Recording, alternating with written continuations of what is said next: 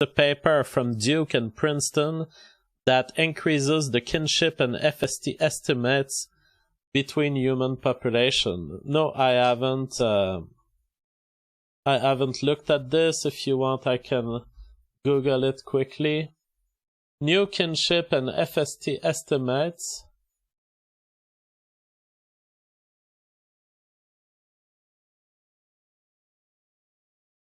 I have it here. New kinship and FST estimates reveal higher level of differentiation in the global human population.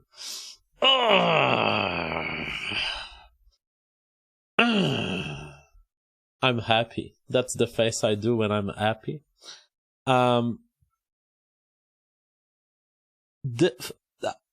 This is great. This is really great. You need to have some courage to publish this, but it is the ultimate reply to Lewontin, really. The engagement of academics, dishonest leftist academics, who have for decades seek to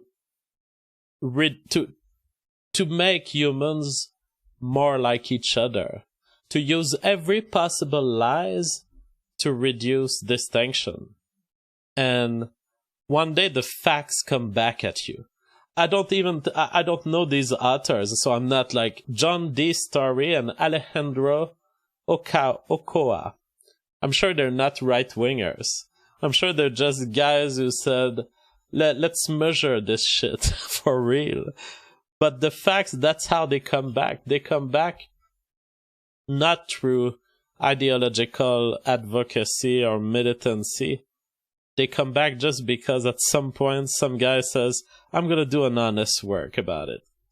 So let's quickly read. Kinship coefficients and FST, which measure genetic relatedness and the overall population structure, respectively, have important biomedical applications. However, existing estimators are only accurate under restrictive conditions that most natural population structures do not satisfy.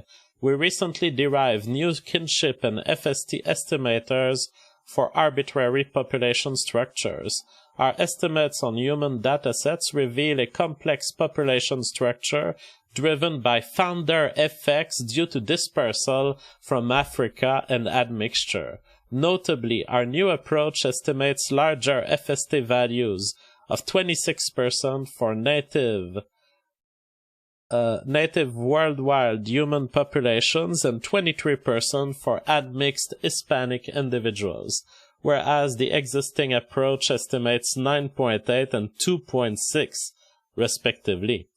While previous work correctly measured FST between subpopulation pairs, our generalized FST measures genetic distances among all individuals and their most recent common ancestor population, revealing that genetic differentiation is greater than previously appreciated. This analysis demonstrates that estimating kinship and FST under more realistic assumptions is important for modern population genetic analysis. Well, I think I'm gonna cry. It's so beautiful to see the differences within humanity. I cannot really, under the new YouTube rules, I can't really tell you what we're gonna do with this data, but I'm crying. Alright, thank you so much for this super chat. It is a beautiful, it looks like a beautiful study. I would have to read it in depth, but it is a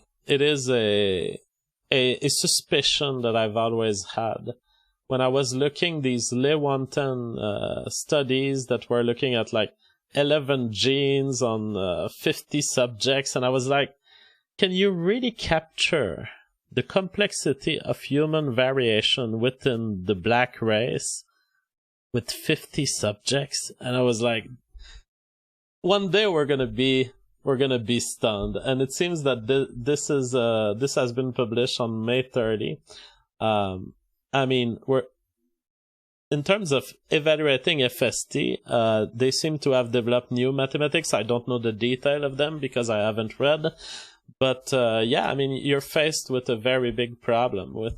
You have to select a mathematic that will represent what you're trying to catch. And unfortunately, there are scientists who are extremely ideologically interested in hiding the truth. And I'm not surprised that. And now every leftist who goes into the mainstream media and says, we have very low variability, only 9% FST and only 0.1% of our genomes differ. I think that you can send them this article in the future and say, no, there is a complex structure in human populations. And I knew it. I knew it from the results of 23andMe. I knew it from the Rosenberg studies.